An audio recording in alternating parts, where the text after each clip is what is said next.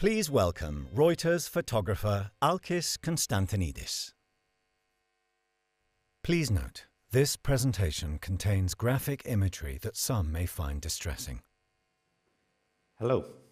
I'm really happy to be here with you. My name is Alkis Konstantinidis, and I'm a staff photographer for Reuters. I joined Reuters in 2014 in Greece, and since then my job has taken me to 6 continents. I've been privileged to witness some of the most historic events of the last decade, and the honor of being awarded 2 Pulitzer Prizes. This year I spent almost 60 days on the ground in Ukraine. Today I want to talk to you about the power of the picture and why photojournalism is so important during war. On April 6, I traveled to the town of Bucha, near the capital Kiev. It was a couple of days after the first images hit the news wires and TV channels globally of bodies of civilians scattered in the streets. Many of them had their legs and hands tied. I'm sure most of them you have seen them. Parts of the town were totally obliterated. It was completely silent. There was a strong smell of death, and bodies were still being retrieved from parts of the town. Sergei Lachovsky, here, had spent the previous night mourning next to the grave of his friend, Ihor Litvinenko, crying and cursing. The next morning, he was still there. In Bucha, we met with people who had lived through horror. We walked through a cemetery in the woods where we were shown the bodies of 2 men. Their legs were tied and they had been shot in the forehead. It obviously appeared to be an execution. There was a mass grave in the yard of a church, bodies in body bags, and a few graves around. Perhaps now more than anywhere, I really felt the responsibility to tell this story to the world. It was clear to me that the photographs, my photographs, our photographs, can be the strongest evidence of the atrocities of war, the strongest evidence of humankind's worst. The United Nations said that the discovery of dead civilians in Bucha raised questions about possible war crimes by Russia. I mean, we cannot forget the pictures that we've seen from Bucha, and these images are like impossible to ignore. For me, in the age of social media, where so information is available so quickly, but so much of it is unverified, our work as photojournalists is important more than ever. Our weapon against the groups accusing us of fake news or whatever it is to uphold the highest journalistic standards and ethics. It is our duty to convey the truth. And there is an undeniable truth here in the photos taken by my colleagues and myself, and this is the toll of war. I was called to reinforce the Reuters team on the ground in early March. I flew to Poland and spent the night in Przemyśl, a small picturesque town near the border. My main assignment would be to cover the city of Kharkiv, which was at the time being heavily attacked. We would have to drive through a number of cities and numerous checkpoints before reaching the city.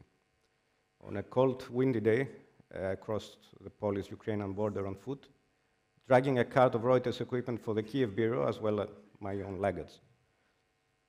About a week later, I reached Kharkiv, which is a city of 1.5 million.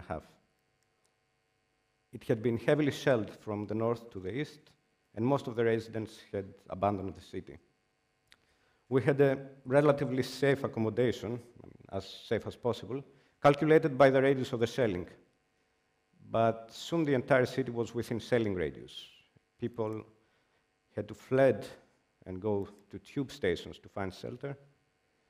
Some of them, they had not seen daylight for more than a month. I was in the streets for almost the entire day, every day, covering the aftermath of the shelling. There were fire trucks and rescue crews rushing through empty streets, trying to respond to multiple events. One morning, we got news of shelling in Saltivka, the most heavily damaged area of the city. Many of the dead were elderly people who were found lying in the streets because they just couldn't react to the blast and take cover fast enough.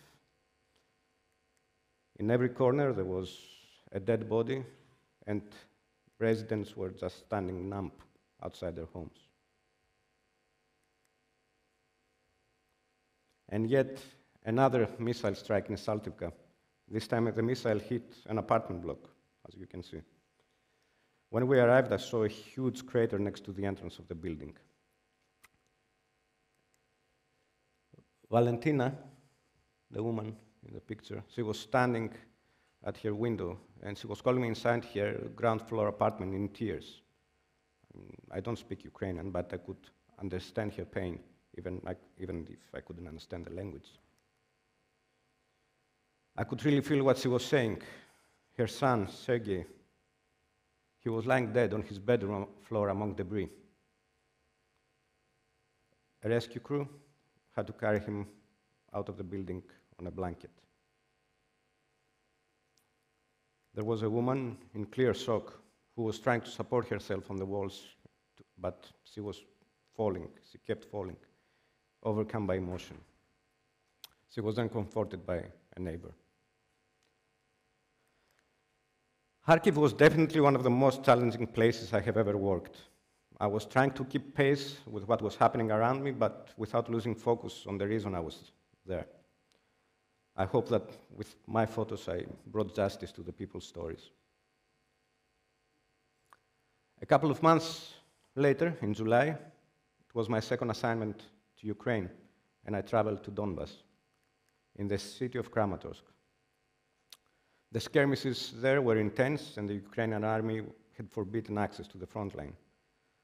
The whole region was in a state of terror. Missiles were hitting the cities at any given point during the day. On many nights, we had to jump from our beds to take cover, not that it would have really made a difference. And the Russian army was trying to surround the area and eventually take Kramatorsk. Heavy fighting was taking place all along that front line in the towns of Slovyansk, Siversk, Bakhmut, and the whole line was totally shelled. We visited a military hospital where wounded soldiers were brought in waves. They were being treated by exhausted doctors who were working non-stop in 24-hour shifts. Many soldiers didn't make it, and the doctors had to move fast to the next patient. One doctor, Andrei, I recall, he left a clinic in Kiev and volunteered to go to a frontline hospital to do what he said it was his duty. In the middle of all this fighting, Donbas residents were trying to flee the region by any means possible. Many of them depended on the efforts of brave volunteers, like Mykola here. We went to Bakhmut, a town about 1 kilometer from the front line, for the evacuation of elderly men and women. One of them was Alexander Sugachov, who had suffered a stroke a few years ago. He could not move, and by the help of his sister and a group of volunteers, they carried him away in a van under constant mortar fire. They were all then transferred to Pokrovsk to get the train away from war. Hundreds of people were gathering to Pokrovsk every day, the main train hub to the west, to catch the evening train. Surprisingly, there was no commotion at all. They were boarding the train calmly and in order, and inside the wagon only children were playing. The elderly, they were just looking silent through the window at what they were leaving behind. The human cost of the war was clear here, but it was also in the west, in the main city of Lviv, which was mostly spared heavy fire. Lviv was one of the first cities I visited early in the conflict, and it did not feel like a city in a country at war at all. But there was one real constant reminder that you could not ignore. It was the funerals. Every day there were funerals of soldiers taking place at the church of St. Peter and Paul Garrison. The city was filled with sound of wailing. Every day, families, relatives, friends, and ordinary people, they were flocking to the church and the cemetery to pay their respects and bid farewell.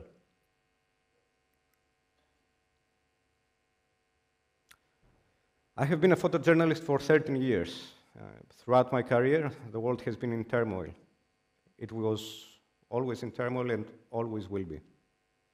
There were times where I was filled with questions and doubts. I wondered if what I was doing was important. But then at the sight of every tragedy, every agony, every dead body, every refugee shipwreck, my doubts immediately disappeared. Because it is true what they say, that journalism is the first rough draft of history. The photos from Mariupol, from Bucha, from Liman, from Kharkiv will be there for generations to come. They are proof of the suffering of people caught in conflict, of people losing their loved ones, of those having to flee persecution and war. And from our side, there should be no question at all, fear or doubt about what we have to do. And that is to tell the truth. Journalists seeking the truth have paid the price with their lives over the years, and also now in Ukraine, and we owe it to them too.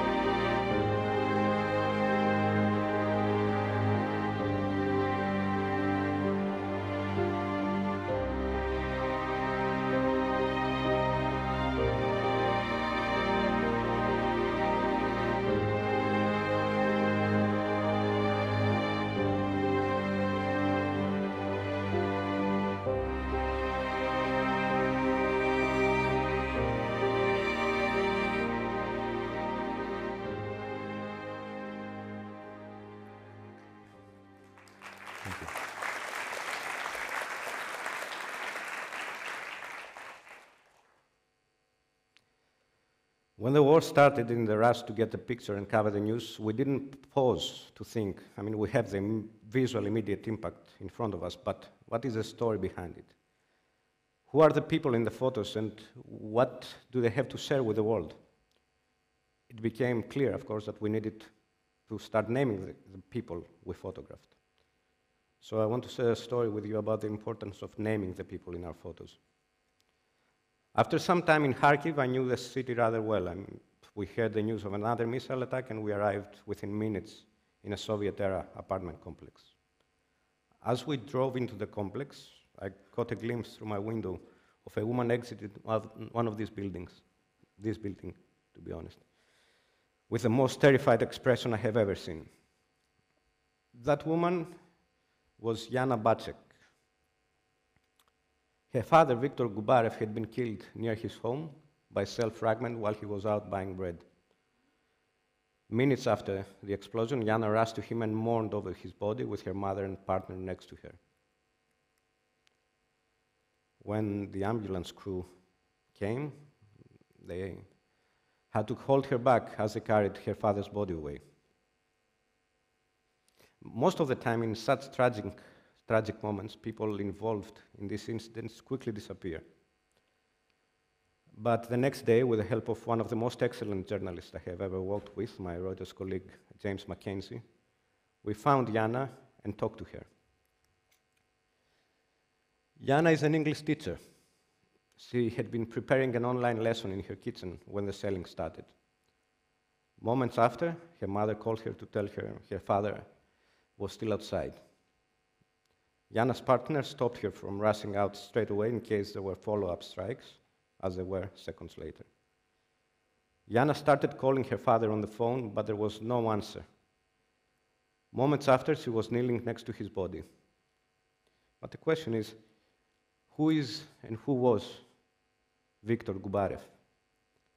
Viktor was a 79-year-old former driver who started working at the age of 16, and eventually he became a fleet manager for Gazprom. He didn't want to leave Kharkiv because of health problems he and his wife suffered. We saw family photos of him with Jana, their only child, on holiday by the Black Sea, smiling to his wife or playing with his granddaughter.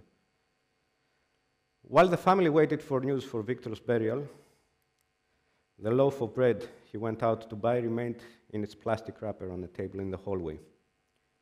Jana would touch it briefly each time she went to the door. And I will quote Jana here. "The bread was in blood. I can't keep it in my hands, but I want to because it's a piece of my dad. It was the last thing he had in his hands." Now, for us, for the world, Jana was more than just a woman in a photo crying over a body. She and her father have names, and their pictures have a story for the whole world to learn. Thank you for your time.